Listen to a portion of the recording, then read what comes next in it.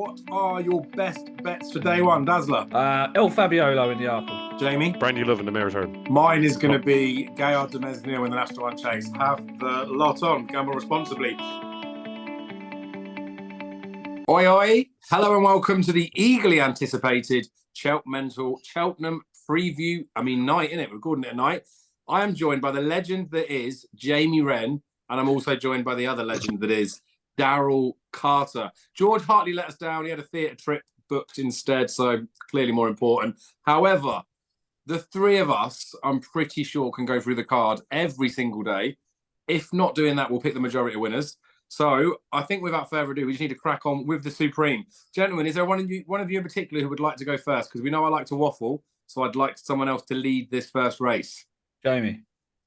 Go on, Jamie, Thanks. you can do it. Just Sir. before we let Jamie speak, please do make sure you are subscribed to the channel. There's plenty more content coming up for the races, including day tips and the things that I'm back in. Be showing you all my bets like I did last year. So like the video, comment below. We always appreciate that. Subscribe to the channel. Jamie, take it away. The 8-minute time is going on for the first race. Booyah. I suppose what I fancy, I've kind of up in the air because I'd say I don't know how many bets I have on Facile Vega. I suppose the only thing to take out of the rest festival, Dave, that hopefully that he was properly lame and that he went too fast. Yeah. This time I think now they're definitely going to change the tactics. He could be held up out the back or right in the middle of the field. And see with the pace angle though here, I suppose, to be honest with you, I don't fancy Lete Tomp for some reason, or I don't think he'll get up the hill, and I think he'll pull too hard, and he'll be there. There's a chance he's obviously going to get placed. With more pace, obviously in the races, the better for him. Marie Nationale, I suppose you equip the form with the Royal Bond, beating Irish Point, but Cham Kiley went up won a grade one. Astro Diamond's well fancy for the Mayor's Hurdle, so novice hurdle. I suppose the trend that no horses won after 99 days or something like that. I saw. I'm not into that shit. I'm sorry, I'm not. If you look at these first, I'm not like trends and stats. Look, if that's it's up to your set. If you're into that, you're into that. I'm not into it. That's just my opinion. Marie Nationale, if you watch his first race on good ground in Punchestown, his main hurry, he jumped fine. I thought he jumped crap at the Royal Bond, but he couldn't jump out of the ground for me. So he still has a chance. I suppose Tamores, I don't think he'll go on the ground, but the form is franked at Kelso obviously the weekend with Nemil Line and Colonel Harry. But if you put a gun to my head, I wish Impere Pass would run here because I think it would win, but it's going to the Barrymore. But if you really want to think, I think Facile Vega will still win, yeah. Fair enough. Daryl, it's interesting because we've talked a little bit this week about this race, and I feel like you'd really struggled for anyone that, other than just saying it for the sake of it, to have a genuinely strong opinion in the Supreme. Obviously, last year, Constitution Hill, you were well keen on him. And there's been previous years where I've been really keen on a horse, and doesn't mean you get it right. I've been wrong many a time on it. But I don't feel like this year there's enough to be really, really, really confident on everyone, because the top three have all got a potential flaw in them. What have you sort of settled down on now? Have you changed your mind since we've last spoke, or do you reckon you got it nailed? And with any confidence, do you reckon? Probably not with any confidence, but I do think Marine Nationale has been very much underestimated. I think he should be clear favourite for the race. So, look, no Royal Bond winner has doubled up since 2000, but I think the one point that's been missing from that Royal Bond form is that they went so fast, Dave. Like, they went so quick in comparison to any other race on the card. They were so quick. They got to 3 out about 7 seconds ahead of Lossiemouth and 7 seconds ahead of the Hatton's Grace. Now, I'm of the opinion that Michael O'Sullivan masked his superiority in that Royal Bond because he's from 3 out to the line. To the last, he sat in a pocket. Astro Diamond pegged him in. Now, I think if he would have kicked at the 3 marker and gone to win his race, I think he would have won it by a street. Irish Point did not give his running at DRF. It's impossible to say that was his true running because of the way he ran here. And I just think that's sort of been underestimated a little bit. The Royal Bond's not normally the race I'd like to take into the rest of the season, but this is a weak Supreme, I think, outside of the top 3 in the market and perhaps high definition. So I am very much moving towards Marine Nationale. I know he's going to travel. I know he'll jump well. I know he'll improve for the ground. I like the fact that he's been kept off 100 days. I don't care about the stat about that. I think that they've kept him fresh deliberately for this. It's not like he's missed any work or any time or anything. And I just think there's a lot in his favour. I think it's very hard to knock him. You can pick apart Irish Point being beaten by a head. But like I say, I think if he would have gone from 3 out to the line to go and win his race from that point, I think he would have been a really comfortable winner of the contest, and I think he would have been clear favourite. Facile Vega is difficult to weigh up for me. At Christmas, I was slightly concerned, right, about Ilite Tomps, who got from the second last as they return into home, got to his hindquarters very, very easily. And if you watch that race back, Danny Mullins looks between his legs behind him. And I'm thinking, why are you looking behind you when the potential danger is in front of you? So I'm not entirely convinced that was a... I think that they sort of gave him that race a little bit, in all honesty. He had a freebie on the lead. You see how much ground Astro Diamond made up on Facile Vega there. It wasn't the biggest shock in the world that Ilite Tomps turned the form around. By 20 lengths, of course, that is a huge shock. But the one thing I noticed about Facile when I was at the DRF is that he has got such a high and pronounced knee action. Like, it's no wonder he sluiced through that bumper, because I think he does want deep ground. And I think we have got some rain due, but I think if it is on the quick side, I think something might do him for pace. Just to wrap it up quickly, I think Ilite Tomps is a big danger. I'll probably try and play the race back in the two of those. So if either of those two win, I don't lose on the race. Probably slightly favouring Marine Nationale. And the other one I think everyone will be concerned about is high definition if he gets a freebie out in front. One, because if he falls, it's going to cause carnage. And two, because he is a group winner on the flat. So, he's not short of a bit of pace either. But I think there's a lot of dead wood in here, Dave. A lot of dead wood. So just Marine Nationale at the moment for me, yeah. Ground dependent. Nice. Yeah, no, I like it. And I think that's the key thing to take about this, right? Although there's flaws about the ones towards the front, there is a lot of dead wood in every Supreme every year. Like, you've got to be capable of running plus 150 to win any Supreme, even the bad ones. And there are a whole host of horses in here that would not get anywhere near it. Like, the British novices this year are pretty poor. Tamaris did look all right, to be fair to him, but I still think he wants a trip. And that does sometimes suit like a Supreme horse, doesn't it? That's where Facile Vega may get helped, because the stamina type stuff, like, appreciate it at the Dublin Racing Festival, didn't win as emphatically as obviously he did at the Supreme. The ground wasn't any more tested in the Supreme at Cheltenham, but it is just that much more of a test when they're flying, isn't it? I do think Marine Nationale is really, really interesting, because the layoff is by design, isn't it? And that Irish Point race, I do knock it, right? I feel like I like to see horses do things and back it up, do it a couple of times or a few times to really trust them. But the Irish Point win, like you say, from what he did from like a few out to the line, the fact is he did get his head in front. There's lots of horses we see get beat. Mighty Potter was last year, where they just don't get past. The good horses get past and win. And I wonder if he was beat that day, whether he would have had another run. Maybe he would have needed it for confidence or whatever. But that was the first time, Dave, he's been off the bridle as well. Yeah, exactly. So he learned plenty about the horse there, knowing that if you need to ask him, he's going to find plenty to do it. So they didn't need to necessarily learn much more, I don't think, at home. I'd like it as a punter to have seen him run again. I'd have loved to see him go up against one of those other two, just because it makes my life easier. I do think that of the three of them, though, I remember when the Tullow Tank got beat by Valtor, and the Tullow Tank was favoured for the Supreme. The Tullow Tank just never came to the Supreme. It's one of those that when you go and get well and truly trounced by something, a lot of trainers will just borderline like give up the ghost. Like, if it's too bad to excuse, you've just been beaten by a better horse.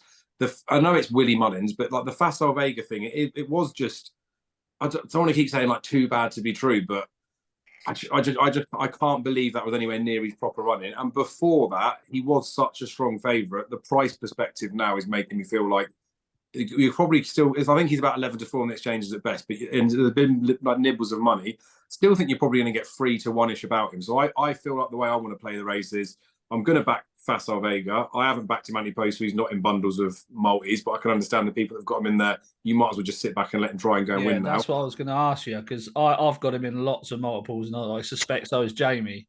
And I think where they're definitely not dead bets. It's that from an anti-post, if you've got money on him already, you're tied up in multiples, or you've backed him anti-post, obviously you don't need to wait anymore. Like, there's a chance that he could go and do it. Me coming in, not having any bets on him, I want to have a few quid on him. And I think as well, the bet I'm going to have, like Ilite Tomps, David Casey said it last year when he got beat in the Triumph, or before then, he could be our Supreme horse for next year. So it's been in the back of their mind that he could be quite good. That Christmas run sits weird with me as well, like it did with you, Daryl. I don't like Ilete Tomps. I don't like the hood type horses in those as babies. What about if they remove that? Because Willie Mullins got a fantastic record when they removed that. That might be interesting to have a look at. See if they remove it on the day. It would be. I just feel like, especially with like the markets, things like that, when like money moves and all those types of things, I don't think the yards really think Ilete Tomps is better than Facile Vega. I think Facile Vega is potentially the best horse in the race, but Marine Nationale also could be the best horse in the race. So the way I've played it now is I've backed Facile Vega and I'm backing Marine Nationale without. I've got 5, so just got match sum tonight. There might be more available.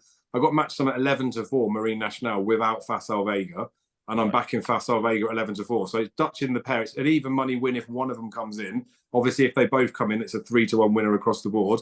And if I've really fucked it up and Ilete Tom goes and beats the pair of them, then I've just split my stake across the two of them as opposed to losing it on one or the other. So I'm playing it fairly safe. It is a good looking race. I do think that either Facile Vega or Marine Nationale could still be absolute worldies. So I'm just hoping it's one of them that does it. I don't think Ilete Thompson has done enough to suggest he's a worldie. Do you think it's a race where you just basically try to lose as less money as you can? A little bit, yeah. And that's where you said it there. I'm trying to be a bit clever. The place mark as well, like this could be the type of race where you could start backing stuff to place, but like I don't know, like Marine Nationale should be solid for that. I think it's an interesting one. Willie Mullins is really talking up your man, isn't it? Divers, I can't see it. Like he was trounced by high definition in Leopardstown. Like he was green as grass that day though. He was green though, yeah, and he's improved. One thing I did notice though, he does jump out to the right. He does, yeah. Yeah. There's another one there. I presume Ali Murphy's going to run the 2 horses, yeah. Chasing Fire and Strong Leader. That Strong Leader, I know his RPRs aren't great, like, and he's won on a double penalty, but he's form tied in with that horse he might get onto later in the bumper. I think it was second time Cantor Bruno, wasn't he? In the October meeting. I prefer him than Chasing Fire for some reason. Maybe grab a place at 28-1, 33-1. Like, do you know what I mean? I do still just feel like, because obviously, like, it's an important thing. Like the Supreme, it's the first race festival. People want to get it right, didn't they? But for more information for the future, we want to know. I want to know if it's a bad or a good Supreme, and the likes of when one of those types of horses, like when Itchy Feet got so close to Thomas Darby and all those types of things. If those types of horses are winning it, then you're bollocks for thinking they're going to be the novice chasers for next season, which is why I hope the good ones go in there. That's true. We'll learn so much about this after, because no one is that confident. But we'll see how it goes. I reckon we'll wrap up the Supreme. So if we do like the round the table level selection, I have backed Facile Vega, I think will win. I've done Marine Nationale without. Jamie?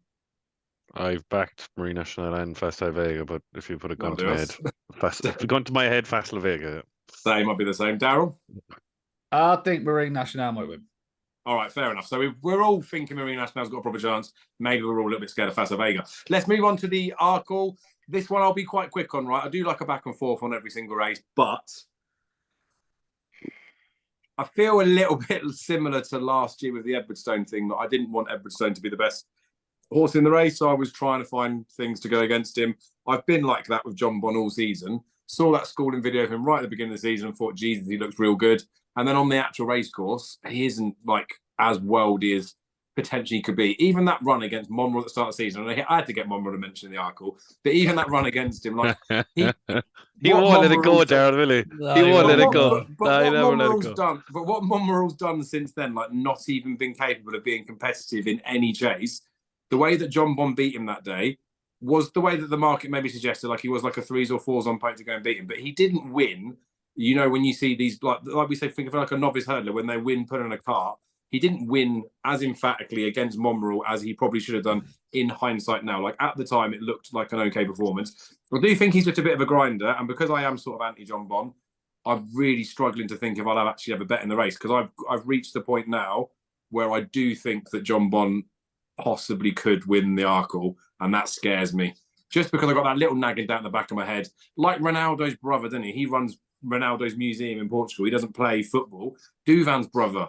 Get John Bon working in the museum with all of Duvan's trophies. And it's a stupid thing. I feel like it shouldn't matter, should it? But I feel like an idiot if I back him and he gets beat, and I feel like a scumbag if I back him and he wins. So I'm leaving it alone. I do think John Bon's going to win it. I kind of hope that I'm wrong, like, because then that means that all along I was right, that he wasn't an absolute worldie. He can still be a very, very good horse.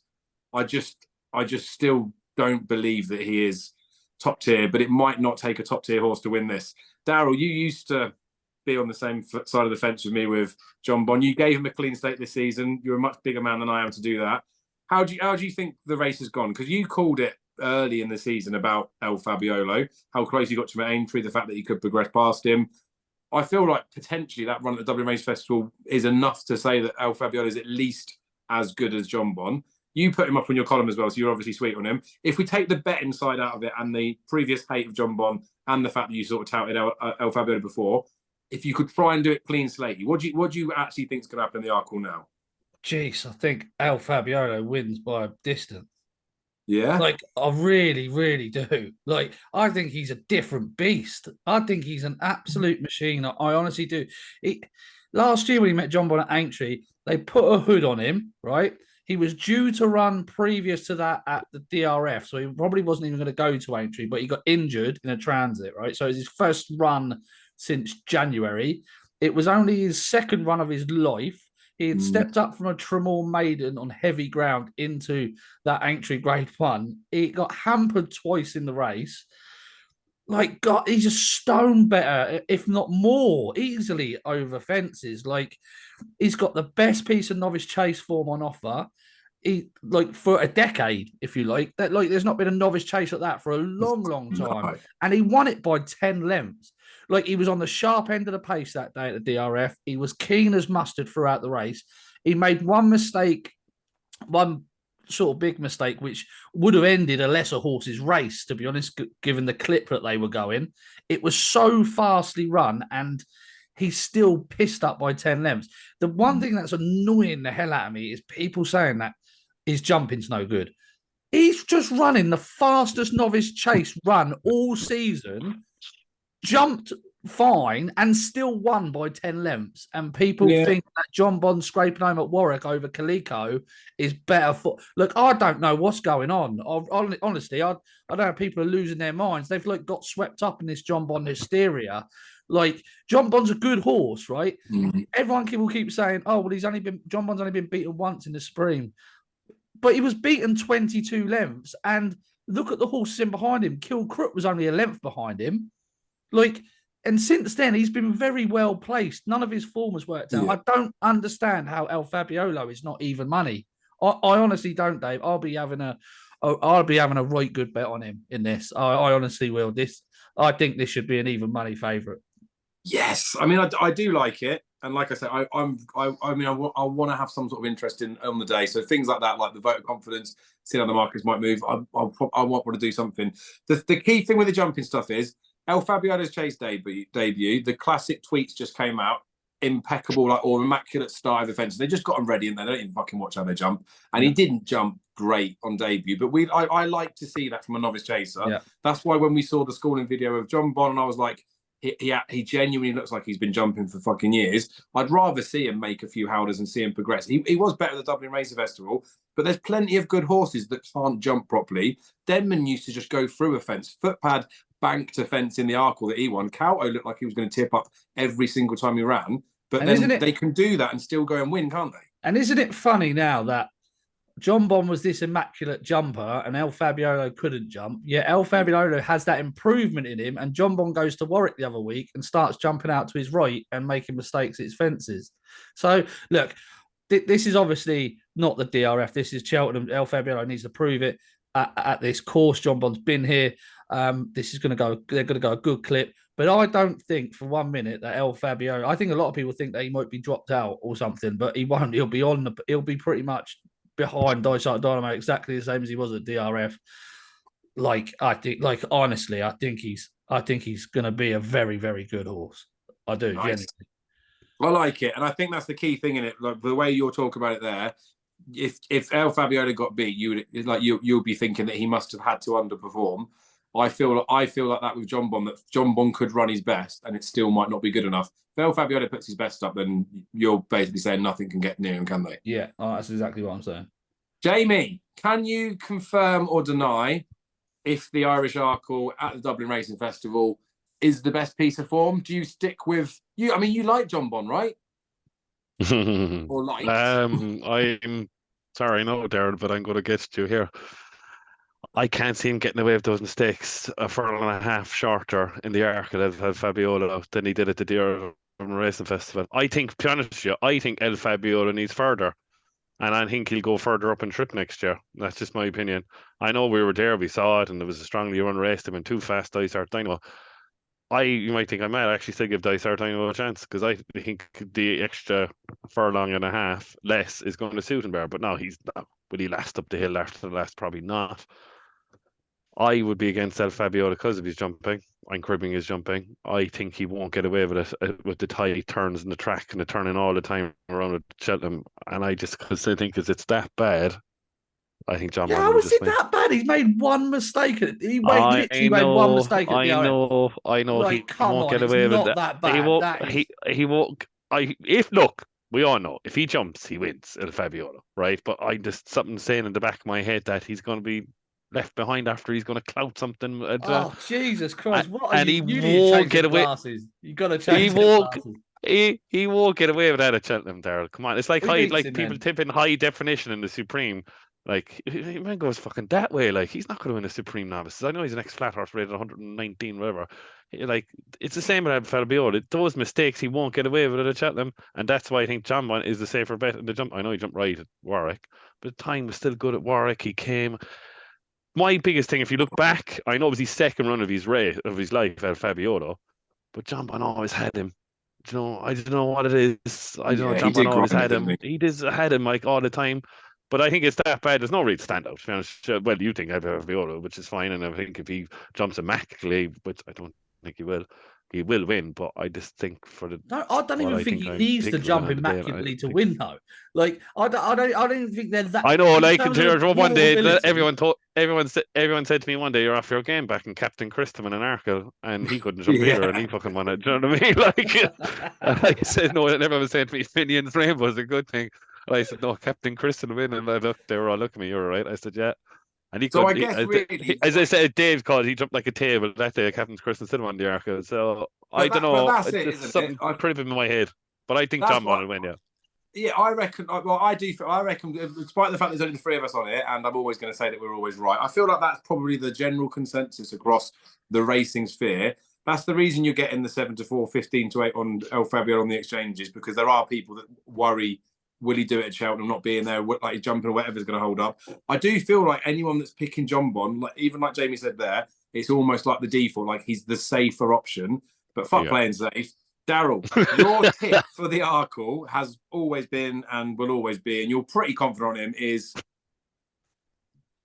El Fabiolo by 3 lengths at least. Okay, in the distance market. So, Jamie, you're going with John Bond? Dysart Dino each way. All right. Well, I'm struggling to know I'm going to be doing this. Like I say, if it's gun to head and someone said to me now, you've got to put a tenner on because you've got to have a bet, I would probably stick it on something mental like hollow games because I don't give a shit if I lose a tenner in the race. That's my mentality. Like, I don't care about having a bet in there. So whoever wins, wins. I hope something goes and dots up. I feel like the Edwardstone ARKLE thing that I mentioned at the beginning, feel like if John Bond wins this, I'm still not giving him any bloody credit. So I'd rather he just gets beat so everyone can just stop talking about John Bond being this new worldie. So we'll see what happens. Fingers crossed we get a good race, and fingers crossed El Fabiolo jumps the whole way around. The next race we'll look at, we'll do in chronological order, will be the ULTIMA handicap chase. This one we'll try. I mean, I've got the timer on. I haven't been tapping my watch on. They were doing whatever we're doing. It's fine. I've had a look at this a little bit. Wrote the preview for Gigi today. Cheers, Dad, for getting me in there. Wrote the preview for them to start looking at a few horses, right? And like, this has always been one of my favourite handicaps to dissect. And I think more than anything, I've realised today why it is. It's because it's a race that the British can win, so it's easier to know the form a bit better with the plots and those types of things. And it's the first handicap of Cheltenham, innit? Like, it proper is like, I want to get stuck in. I always end up backing a handful in here. I've started to get a bit stupid recently. I've started to make a case for like 5 or 6 in here. My gut feeling, and I feel like a bit of an idiot for not thinking about it beforehand, I was really, really, really keen on Oscar Elite for the Ladbroke Trophy, and he was shit in it, like proper shit. Hearing Joe Tizard talk recently, the fact that they've really been aiming for this, that Connections, now he's 1-1 at the Reynolds Town, are saying they might supplement him for the Brown Advisory. That scares the crap out of me because he's 139 rated. Run him in this race, because I think they did it a few years ago with another horse at Tizard's, maybe Amarillo Sky, where they ran him in the ARKLE and they should have run him in the Grand Daniel because of his mark, and he picked up 3rd place or something. So it terrifies me that the Connections have Oscar Elite are thinking about the Brown Advisory Novices Chase. Anyway, I think Oscar Elite, I know he bleeds. He didn't really stay up the hill that well last year, but I'm blaming that on the bleeding. I think he is easily a high 140s horse. I reckon he's got £10 up his sleeve. You don't necessarily need to have loads of pounds in hand, I think, to win the Ultima. You just need to stay, be the best horse. You don't even need to jump that well. But Oscar Elite's definitely on my shortlist, and I have had a few quid on him. The other one that I've started, you're probably both going to tell me to stop talking after this. I've started to nibble Happy Goes Lucky, or Happy Go Lucky, just because that run when he came back behind Lompress after that 600 day, I know there's the bounce and those types of things that could happen after. I was well impressed with that. Like, I didn't think he was in that caliber. Like, he's 150 rated now. The year that he got beat, we all had a good few quid on him, and then I didn't have as much on at Aintree after, but he did go and back it up at Aintree. He just bumped into one. He's like a 14-1 poke.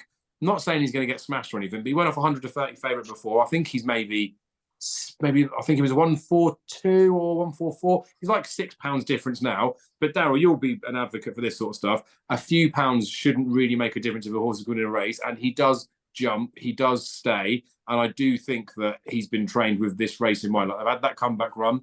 He's had a little spin over 2.5 miles at here, which is never going to suit him. But again, I know the trends don't necessarily mean that much, but lots of horses recently that have won this race have run at Cheltenham the same season. Like, it is by design that people like to get around there. So Oscar Elite, Happy Go Lucky are the two that I'm back in. When I do my tips for the day, I'm pretty sure there'll be 6 or 7 that I might be tempted to back. But that's where I'm sat with the two of them. I'm very against some of the Irish horses, but fast or slow for Martin Brazil, the old needle merchant, that's been smashed the granny out of today, isn't it? Like 20s into 10s. I saw that, yeah.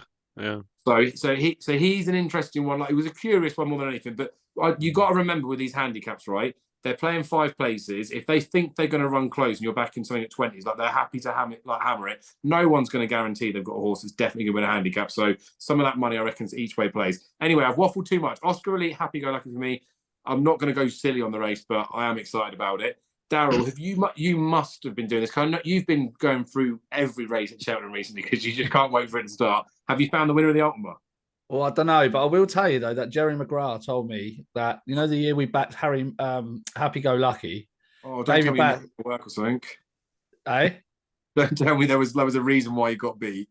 No, David Bass came back into the weighing room and was absolutely livid. He could not believe the horse had got beat. They had laid it out for the race. He could not believe it had got beat. He was furious. So there, and I've been told that he has been targeted at this again. So I do think he's got a big chance. I said this on the Betfair podcast a couple of weeks back. I've gone through it. I need to see. To be honest, I need to see the final makeup of this race before I can be as confident as perhaps you are. I thought Eva's Oscar was interesting at 40-1. Big price. Yeah, didn't quite stay in the eye the last time after running over 4 miles. But he ran a mighty race for a long, long time. Kitty's Light obviously was exceptionally well handicapped that day. He was going to return to Cheltenham here. His form figures in the last year are 1-2-2 over fences. And Advisor's been on this season that's seen him improve. He's got an excellent second at the course to Korak Rambler in the December of 2021. And they pulled miles clear. Obviously, Korak Rambler went on to win this race that following season. He's a horse with a big pot in him. He's a prominent racer. He's fairly handicapped. I think he could go well. I think there's still a bit more improvement to come with that visor on. So at 40-1, I'd probably give him a squeak if he's lining up. Korak Rambler obviously is the other one. I know back-to-back winners of this race are not great, and I know you tipped him, Dave, for the race last year. But my God, this horse is so well handicapped off 146. He's a beast.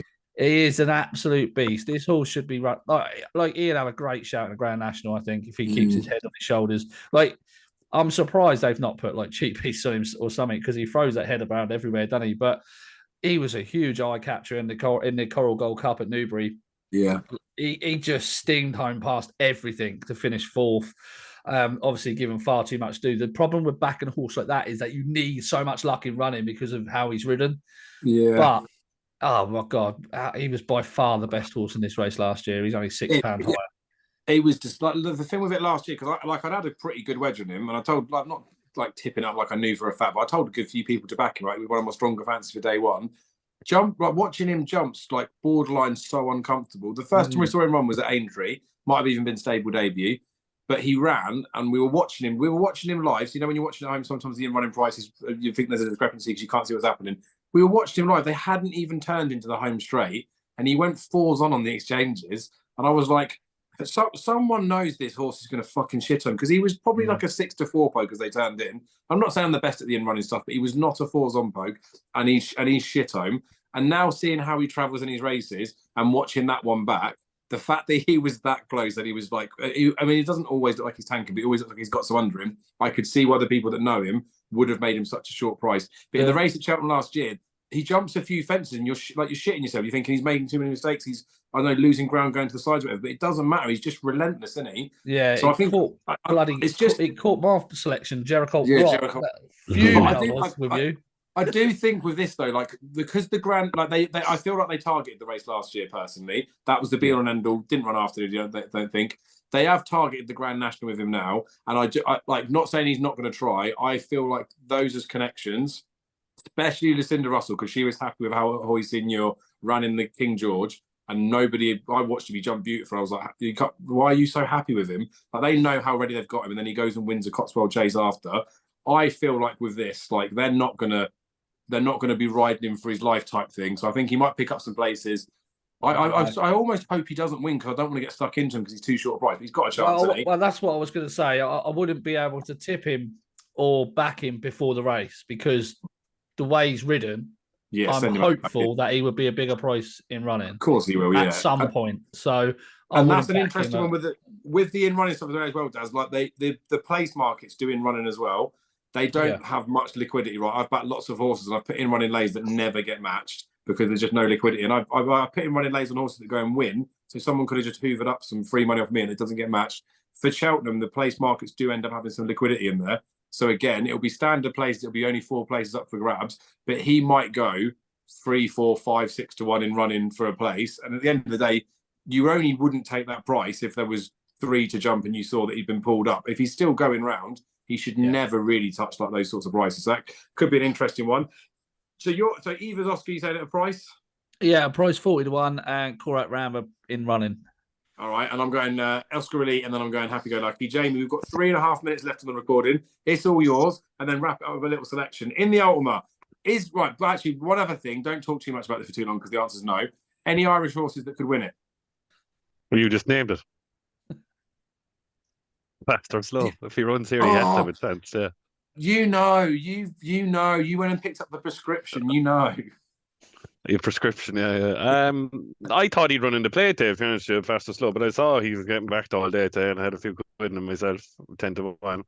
Didn't get to 20s. I suppose they've been campaigning all year over the round trip and see if they can get him well handicap. Obviously, the English handicappers give him 150. Now they might slap Mikey O'Sullivan on him or something like that. A fella from Marine National, take 5 off or something like that. You'd have to have a chance of, say, 145. Ground went against him last year in the Carl Cup, because I think he'd have easily won that Carl Cup last year from Commander of Fleet. The ground didn't go against him. Look, we have a crap record in the race. Haven't won since 2006 with Dundera for Tony Martin. I totally agree with you with Oscar Elite. I was delighted to see him win the last day. They only got £4 from the English handicapper. If that was Ireland, he got £10. He had so much off his sleeve, and I hope Harry Cobden will ride him. And I don't think he'll be half as wide as he was last year, and he'll save a lot more ground. £6 more for Cork. I backed Cork Rambler last year, and I think I like good betting him as well. You have to be worried about how far he gets behind. Will he get that slip in like he did last year? But he had so much in hand. Like, if there was another furlong, he'd have won by 10, 20 lengths. He had so much in hand. But as exactly what I heard last year, if this was his race, he was laid out for it. He was in form. He's won at the track all the time. But this year, I think the Grand National is to be in all now, because I think he'll win. I think he's the right chance in the Grand National. If he can keep up with the early pace in the Grand National, he'd be staying on past everyone at the end of a Grand National. There's no doubt about that. If he's still coming around to the second last and he's in within 10 lengths of the field. But one horse I can't believe I'm coming down on is Gary Moore's horse, and it's Nastalan. But he's another horse who could get too far behind as well, and it's an in-running play then, like, after that. Because the form is tiny bit of Risotto last day in Midnight River, a horse that Darryl put up for the Grand Annual. I saw there that I was going to tip as well later on. Has form tied in with him. But if you put a gun to my head, I really do. I think it's this year. It's for Oscar Elite. I think Oscar Elite has the right chance, and I think he'll win. Beauty. So it's one of those races, isn't it? Like, no, it's really hard to be really confident. But if someone is really confident on something and you trust their opinion, then I'd sort of go with it. Last year there was some like fantastic after those. Like, there's lots of people chucking up horses that for me wouldn't really have had like much of a chance. This year does feel a little bit more like I can't imagine how anyone could be. Well, you do have horses, Dave. Sorry, I should have said there, that come back time and time again for this race and have running well in the race, and it seems to work all the time. And if you're, geez, I'm calling that no trending it that whatever, but they seem to come back and run well in the race. So like so you couldn't go wrong back in the two who were first and third last year. Lovely job. Right, so this recording is going to finish. I'll seamlessly edit it, so we'll be talking about the Champion Hurdle in a second. Champion Hurdle time is upon us. This one definitely shouldn't take too long. Don't know whether there's any interesting angles for anyone going into this. I'm struggling. I've looked at it without market, and I thought if the ground was good that I could see. I like to move it being a sensible each way play when he was like sevens-ish, because I could see State Man trying to beat Constitution, and maybe that ruins his race a little bit. Don't think Vauban's like jumps very well enough to do it, but I looked at that. I'm lukewarm. Like, I've had a small play on that. I'm happy just to sit back with this Champion Hurdle and just watch Constitution Hill romp home. Dazzler, you like the horse in the Supreme. No doubt you'd have liked it for the Champion Hurdle. Are you getting stuck in at 1 to 4?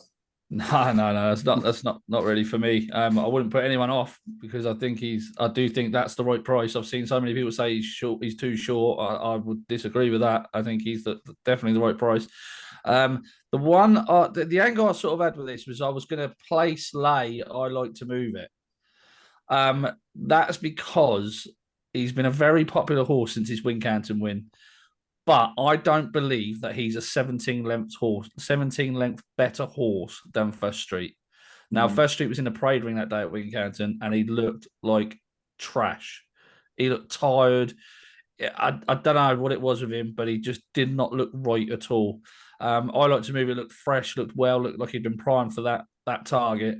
The market was very lukewarm on Napper's Hill, and it couldn't have I like to move it at all that day. Bryony went off very, very hard on Napper's Hill. The time was very, very good, but I just don't believe for a minute that he's a 17 length better horse than I don't think he's improved that much to be a 17 length better horse than First Street. So therefore, I think he was going to be popular because of that winning distance. And for me, I think if like the better the ground, the better his chance. But I think a bit of cut comes in the ground. I just couldn't have him beating the likes of Vauban or State Man. I also think that he might try and make the run in like he did in the Greatwood. And I think he'll run himself out of steam. And I think there'll be horses that are coming to pick up the pieces, so I can see him finishing outside the first three. So my angle in this is to try and play Slate. I like to move it. But I would obviously prefer the likes of Epatante in here, Echoes in Rain in here. So I need to see who's actually going to be in the race. But that's the way I'm looking at it in a minute.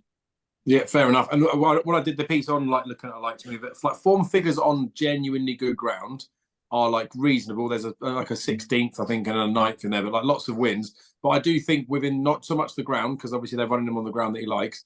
He does seem to be a horse that if he doesn't get everything to fall in his favour, he throws his dummy out. Because even in the county last year, like he was beaten well out of sight, wasn't he? So I was clinging on to the good groundy stuff. And you are right. If there's anything other than good in the description, or whether like not even in the description, like actually in the ground, I don't think he's got much of a chance. Jamie, are you getting stuck in anything? Nah, move on. Yes, boom. Right. For this, they don't even need a selection in that one. That's fine. Conflicting-ish information from what I've said and what I'm thinking now. Mare's Hurdle, though, guys, right? When we did the preview for this before, we were getting a bit excited about potential horses. When we talked about it back then, you two both said to me, it's only between Marie's Rock and Brandy Love, right? Is that right? I think it was. Brandy Love's come out and got beat, which I think is a good thing for her, because I think like she gets, when she wins, it's the run after that she is the time to go and get a beat. So the fact that she got beat wouldn't necessarily worry me so much. Marie's Rock, I'm like 90% sure is going to go Stayers Hurdle now. We'll come on this when we go to it later. There's another comment about Blazing Cow potentially suffering an overreach after then, or a cut, and then he might have missed a bit of work. And everyone's like, oh, it's Charles Burns, he's trying to get a price. No, the horse isn't going to run because the horse isn't good enough. But Marie's Rock like could Charles go Burns needs an extra half a point on a price. It's that's it, isn't it? If you believe But what it's he's saying now today, now Dave, you believe anything. There's nothing Yeah, wrong with that horse. I agree. All right, but again, right. So we'll leave all of that as is. We're going to come on to the stairs. But obviously, like I said, the two that were the prominent ones for you two, I've got my opinions on it. Right, I liked Epatante. Think this is the right trip for her.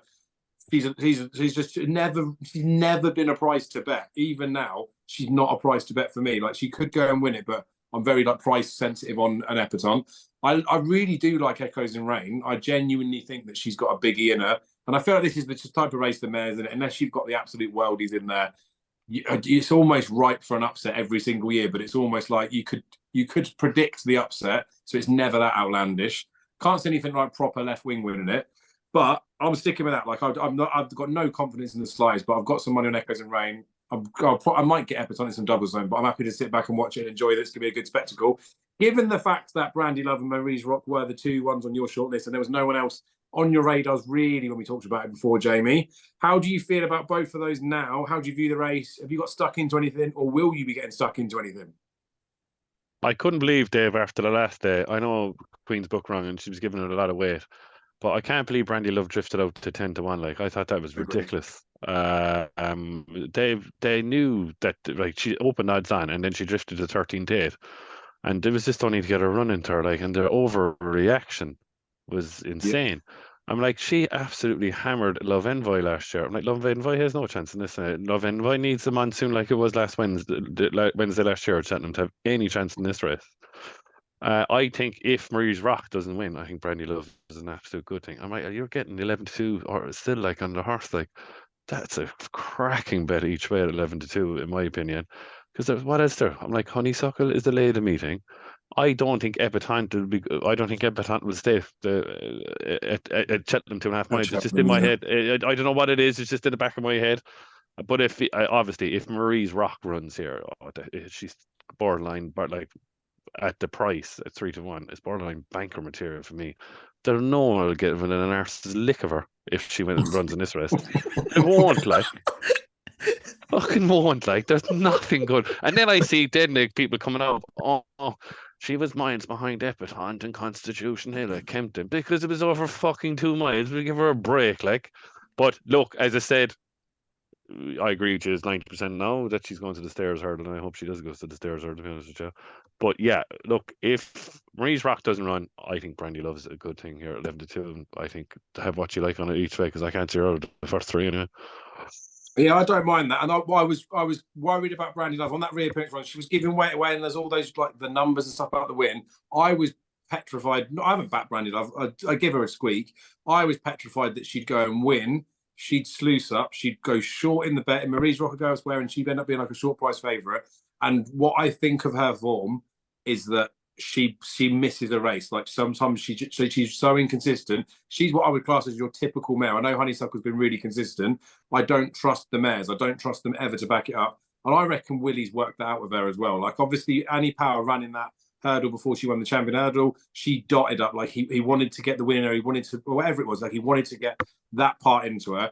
I think there he didn't send Brandy Love to the racecourse because he wanted her to go and win. He sent her to the racecourse for like whatever reason, like a piece of work, whatever it is. We know he can get them fit at home, but like she was weak in the market. She's just been sold to the Donnellys, for fuck's sake. Like he's not going to sell a horse to the Donnellys, go and get it beat, and then go and get it beat again and again and again and again. So she might just be a bit of a dog, but I feel of the same breath with you. Like I borderline stupidly would give her as much, if not more, chance after what she did, because she still ran a good race. It's not like she pulled up or she made loads of mistakes. So I might end up having a few quid on Brandy Love in there just for the sake of it. Daryl, how did you see it? Because again, you liked those two horses. Do you think Marie's Rock's going to come here first and foremost? No, I think she's going to end up in the stayers. I'd be very surprised if they didn't put her in the stayers and make way for Epatante to come in here.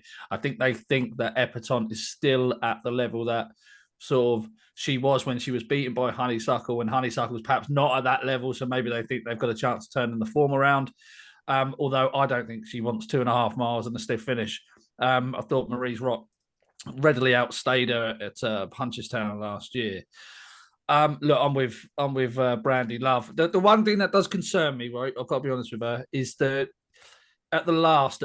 Look, Punchestown last time was completely all wrong from her. Right-handed, tight inside track there.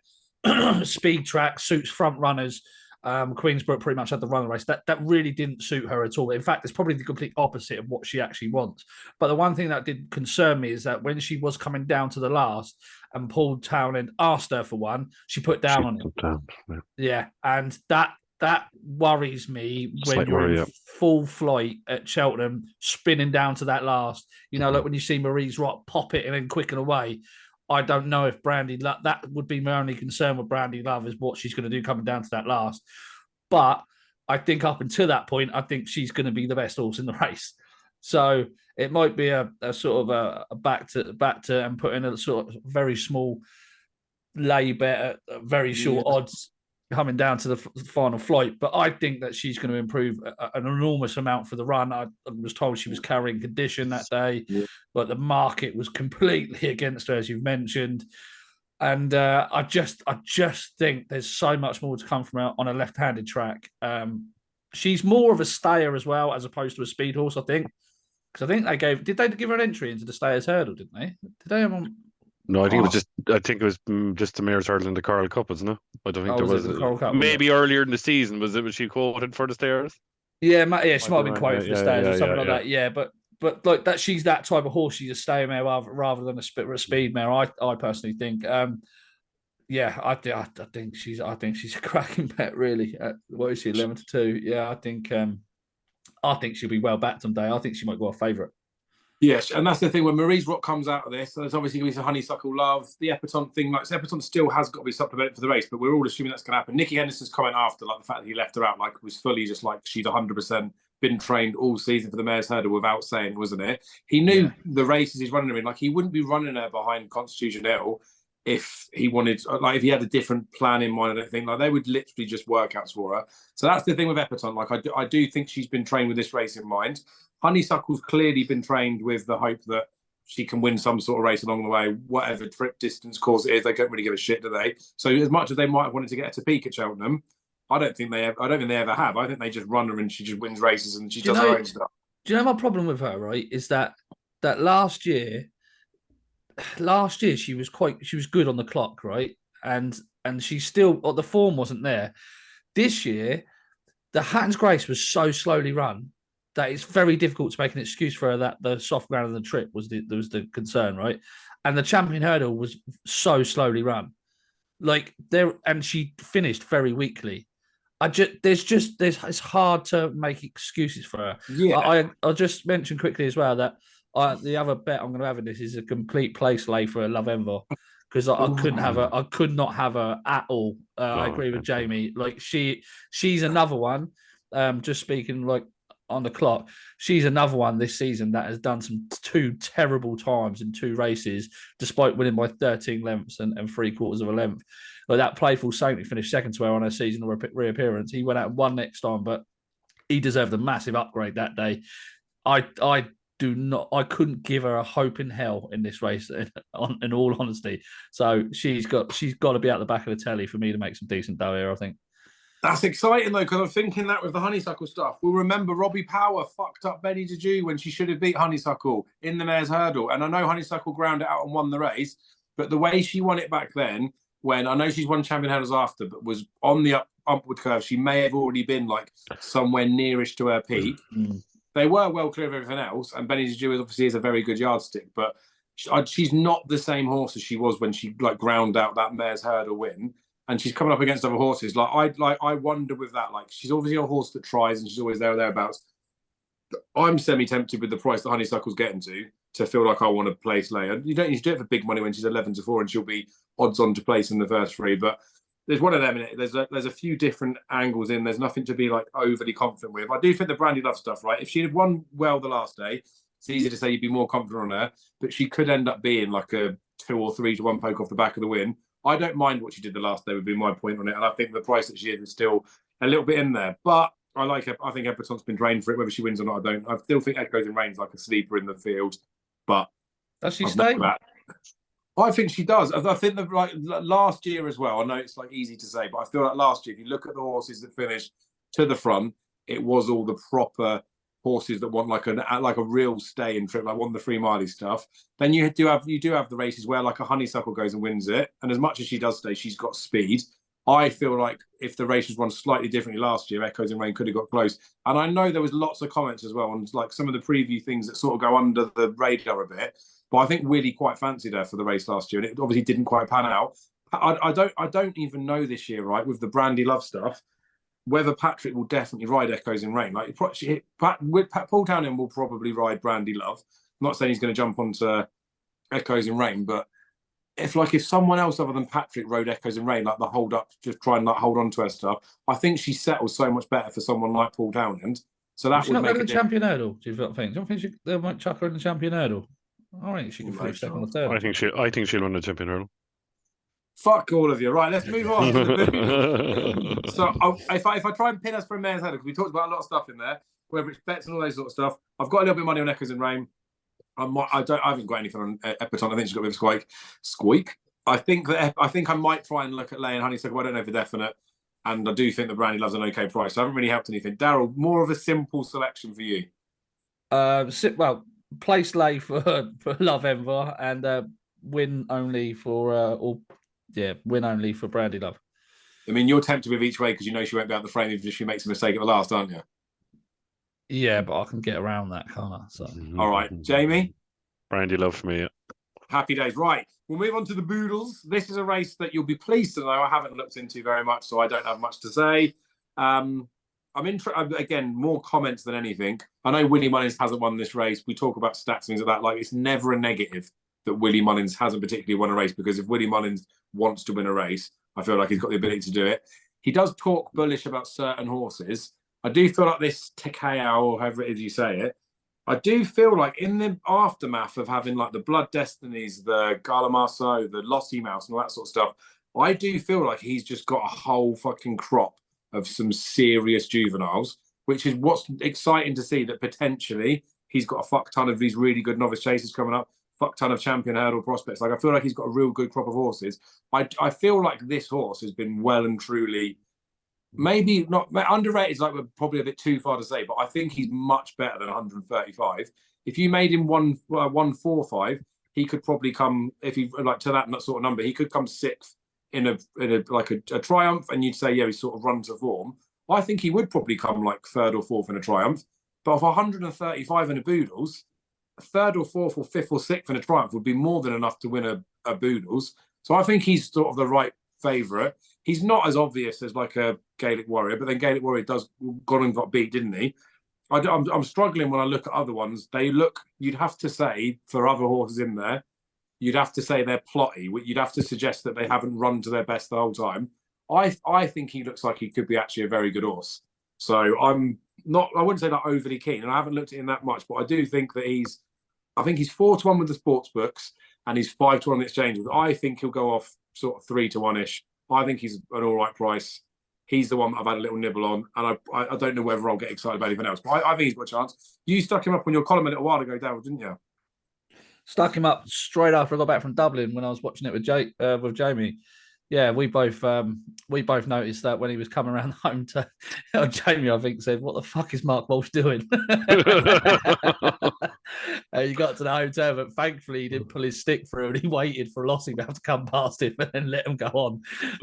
We thought it was a very suspect ride. So I'd love the way he jumps. Like he gained so much ground at his hurdles. Like, he's so quick and slick, and I think he's very, very good. Like you, I think he could. I think he could go close to the Triumph hurdle if he was asked for maximum effort. I did hear a pundit saying that he's a weak finisher to Cal. I see that. I saw that. Too. Of course he fucking is. He's being handicapped. Yeah, exactly. Of course he is. He's not. What finishing. do we say? What do we all say at the stand Darryl? We have the winners of the fucking Boodles after that now, don't we? You yeah, exactly.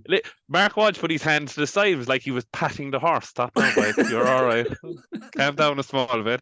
And then all of a sudden, Town went zoom past him. Yes, we all went. Yeah, and that was even just that, right, to the turn on the home into the home straight there. That was such a big step forward from his previous run at Christmas. Like, I think there's loads more to come. I don't care about Mark 135. I think it's the best horse in the race. And I actually think that a lot of these, bar maybe Cougar, have shown their hand.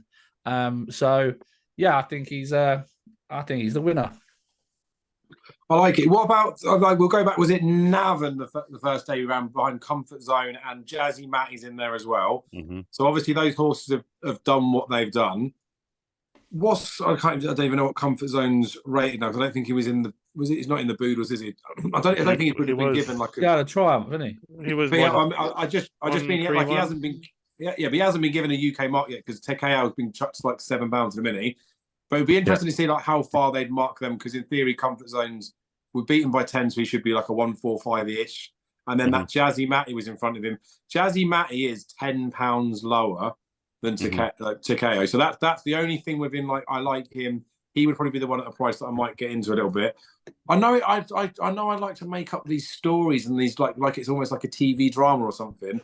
I proper feel like Willie Mullins wants to get some fucking redemption because of Gaelic Warrior last year. I don't think he can do it with Gaelic Warrior. I don't think he's that good. So it almost makes me feel like Willie Mullins is at home going, right, I hadn't won the Gold Cup, I hadn't won the Champion Chase, so fuck it. I'm going to go win back-to-back Gold Cups with Alban Foe and win back-to-back Gold Cup or Champion Chases with Energumene. I want to win the fucking Boodles all of a sudden. Like, I don't care about the race, but now I want to win the Boodles because I fucked it up last year. Who is an owner that can support me with that? JP. Fuck it, don't try with any of my horses. Do what the fuck you want with them. So there is that romancy bit behind it. But I do feel a little bit like maybe on that form of the fact of liking him, Jazzy Matty could be interesting. But Jamie, is it just as simply for you like TKO, or is there must be some others you've looked at that you might have an interest in? Because I think the Irish tend to do quite well there, don't they? There's loads kind of, everyone's tied in, Dave. You know, like with Nuzret running and common practice, like just didn't want to, like common practice and Nuzret that day behind Blood Destiny didn't even want to try, like, you know, how the rest of the jockeys weren't pulled in after that race trying to get him handicap for the Boodles. And I suppose we didn't see common practice. He fell early in the race, won by Gaelic Warrior, the 2 mile handicap, so you couldn't see him. There's that race, obviously, what you said with Jazzy Matty. I think Jazzy Matty wants pace as well. Because I mean, like Sir Allen, who won the race the last day, had a £7 claim on it, and there was no pace. Morning Soldier was trying for his life. Biker Philip Burns was just choking the life out of him coming up the Naas Hill, so he can get well handicapped for the Boodles. Jazzy Matty just needs more pace. Metamorphosis is another horse that Paul Molan got off Patrick Doyle, I think. Yeah, I think he has a nice chance as well if he like pace. Like so many. Been well backed as well, isn't he? Been well back. The other one is the one where I couldn't meet Darrell on the Sunday because I had a back fucking spasm and I was standing up in the thing, and it only got 10 times worse when I actually nearly got sick when I put a lot of money on Wristbell to win the Mayor's Handicap. She is very interesting, I think, against the cow. If you look at it, because the UK handicapper, the horse that was unlucky in the race, it was on by Ballybomb Belt or whatever. Historia Conti was second, and I think it should have won the race. And the UK handicapper given an £11 hike, so they obviously saw something in that. Like Liberty Dance was given just a crap ride. No, she's out. Obviously, given a crap ride by Davy Russell. The 9th in that race was Gay Quill, it's called, and it pissed up yesterday at Leopardstown. So that was the thing, that it was so far behind, and, you know, in the race the last day in the Mayor's Hurdle, that it actually rocked up yesterday in Leopardstown.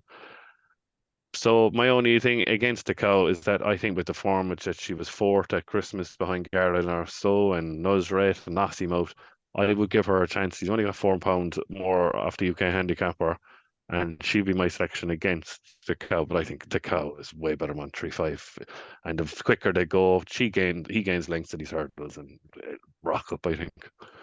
Like it. Right, Darrell, just the last on this so we can wrap it up and get on to the National Hunt Chase, which will take all of 2 seconds to talk about. Bo Zenith, right? We talked about him earlier in the season. You definitely put in your column with the whole Blood Destiny stuff. If you go back to the beginning of the season, right, we know one's gone to Willie Mullins, one's gone to Gary Moore. So with respect, Gary, you got the shit one. He's now all of a sudden, right, as like from a Boodles perspective, they had the same connections had Perseus Way, which the script writer form at the beginning of Cheltenham and then going and shitting them after, and then the form tying him with Comfort Zone at Chepstow. I don't think he's badly treated off like 132. Probably at the start of the season, you'd think that Bo Zenith would have been the better of the two of those, and he's only a few pound difference. If you are either of those, because like I'm sure you've looked at the race, like are either of those like staring at you to think they look okay handicapped? Because I think potentially both of those are okay handicapped. Absolutely not. No. Okay. No. All right, fair enough. I just like that because I like to get the validation from it. We'll move on to the National Hunt Chase. For that race, just to get the final answers, we're basically all saying that Takeo pisses home. I think Jazzy Matt is a danger at Bryce. Jamie thinks that Rispel could be a danger. And Daryl's saying that nothing beats this horse, quote, end quote. Is that right? No, look, he's got a good chance to Takeo, yeah. Go on, the boy. Right, National Hunt Chase. This one, honestly, I said about the romance, all those types of things, right? I need to paint a little picture for everybody out there, right? Daryl, you'll love this because it starts off with Mr. Coffee. We know that this horse has Oh, Jesus ability, right? Christ. I'm just still on about that bloody horse. Listen, we know this horse, He's right? absolutely no chance left. No, I agree, right? But we know the horse. We know he's a dog, right? We know he's got some ability, but we know he's a dog. Manella Crooner, a giraffe. He's got ability. He's another dog, right? Gaillard de Mesnil is a proper boat. He just goes slow, pops about, like he's made for an National Hunt Chase. And it's not always the classy horse, but he is the horse that's going to shit over the National Hunt Chase, as far as I'm concerned. I'm just really excited about the spectacle of Mr. Coffee and Manella Crooner. They'll go with him until the last, and then he might just quick and clear like a Statler did. But I'm really excited about the fact that Mr. Coffee and Manella Crooner are both going to go against each other, just dodging back and forth. Mr. Coffee's obviously had a little bit of money come from him, hasn't he? I feel like it's a little bit silly. I do genuinely think Manella Crooner is better than he's shown, and I think he's a proper dog. When he ran the last day, Gordon Elliott said the ground was plenty soft enough, and he just ran in there to qualify him because they were worried about getting him in the Kinmure. He's been sold to that KDMA Racing that won the Kinmure with Mount Ida. They had Brace over the National Hunt Chase last year. So they'll be planning some sort of race for this horse. So I'm not saying he's going to win a National Hunt Chase. I think he's a much better horse than he currently goes. Manella Crooner 100% is going to pick up a pot at some point, but he is a dog. So he may also throw it away. I do think that Gaillard de Mesnil is hard because there's horses like Carefully Selected in the past that have gone in there. They've been short. They look like good things. I think Gaillard de Mesnil looks like a borderline proper good thing. I think he jumps fairly safe. He proper is a plodder and he'll just stay all day. And I just don't think there's anything anywhere near him in the realms of ability. I think he's probably a stone clear of the ones that I'm saying have got a bit of ability. And I do think they might travel with him, but unless he makes a mistake, I think he shits home. What do you make of it, Jamie? Do you think he win? Oh, go on, Daryl, you go first. Let me just jump in quick, right? Because there's been a lot of people saying exactly the same thing about Gaillard de Mesnil, yeah? And then following it by saying, but he is too short. No, he's not too short. What price? Because for me, he should be 1 to 2. In my opinion, exactly the same, mate. And that's exactly why I mentioned Carefully Selected specifically, because Carefully Selected, I think a lot of people had him at big prices, and then I can't remember who was the horse that was also fancy for that. Was it a Gigginstown Gordon Elliott horse that didn't run, so his price just really eroded, didn't it, towards the end? Doesn't matter. But what he went off, I'm just putting it up now on the Racing Post to see how short he went. He went off at 10 to 11 for a National Hunt Chase. When he, as much as I fancied him, he should have been a 5 to 2-ish bloke.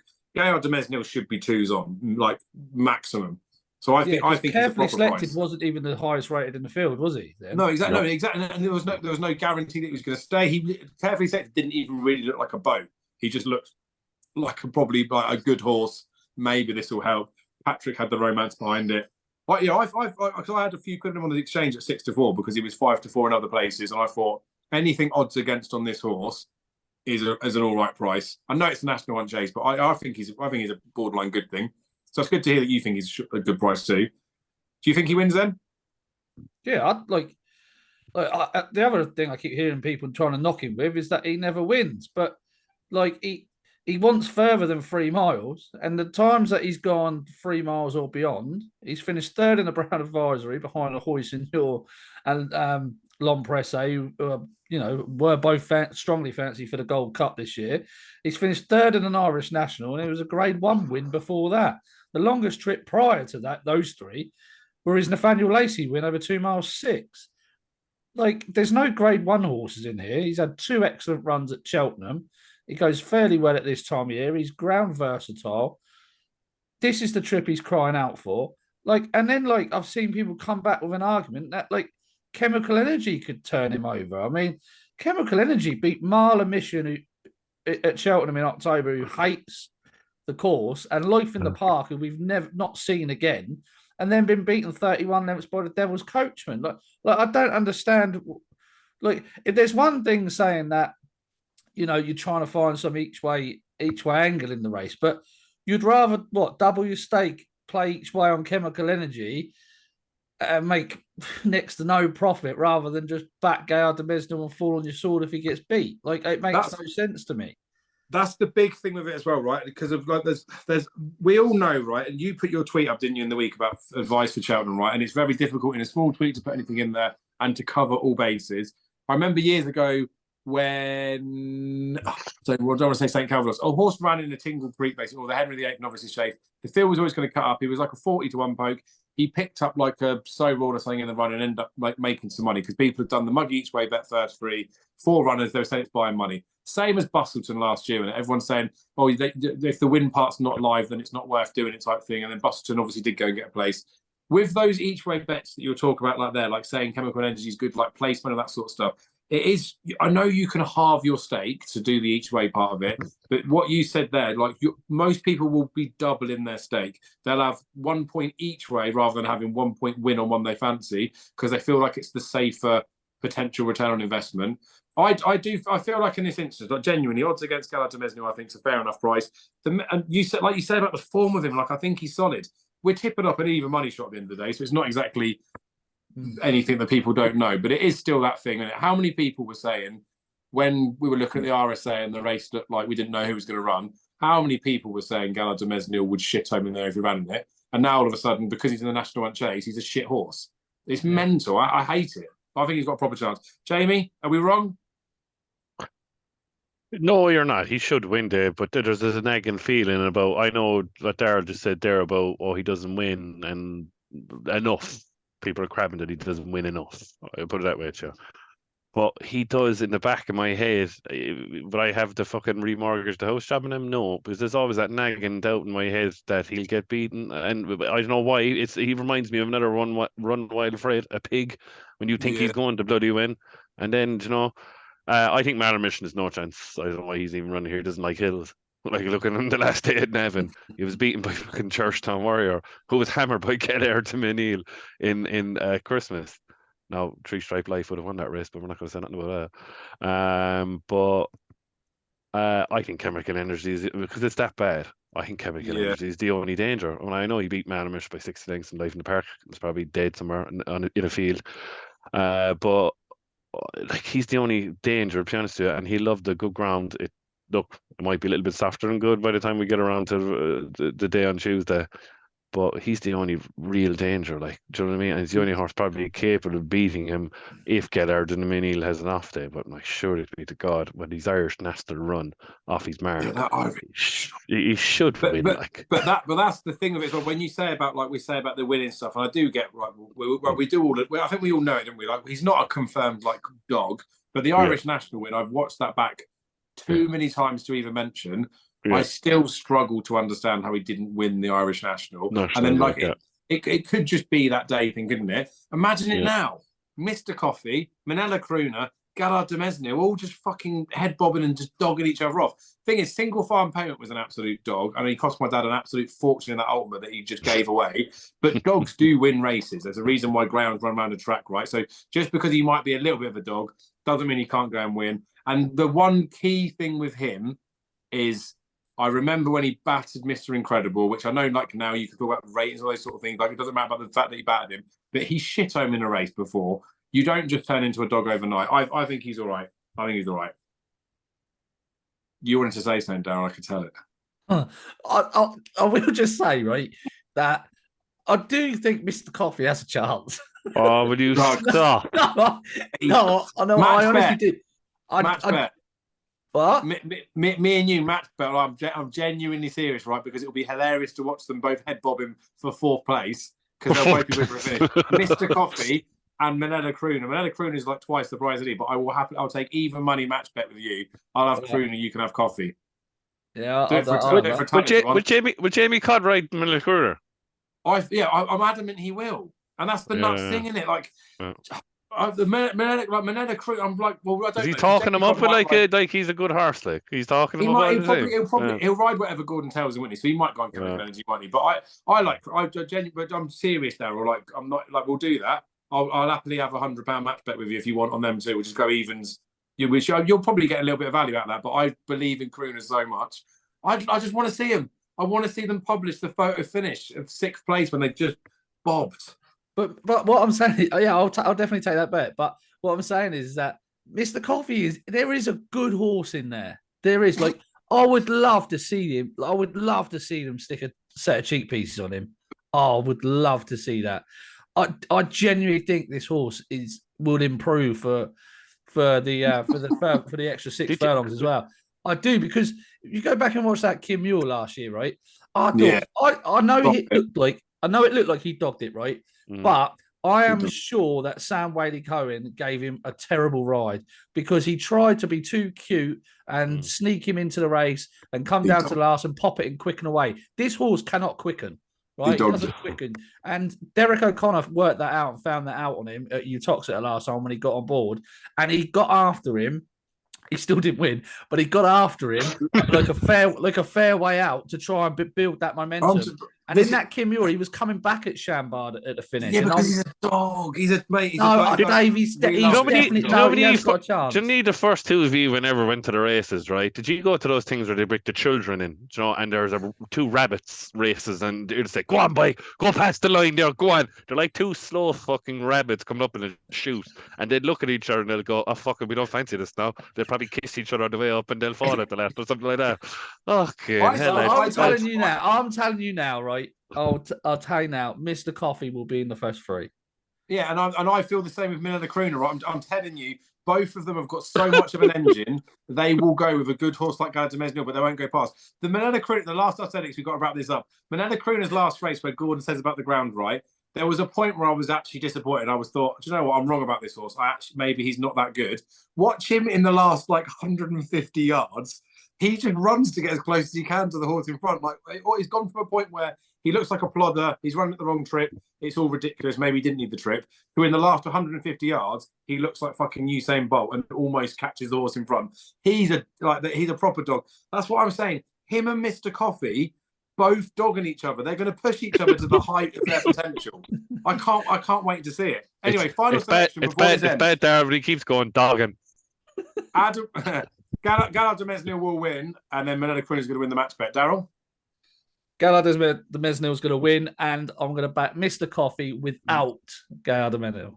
Terrible. Jamie?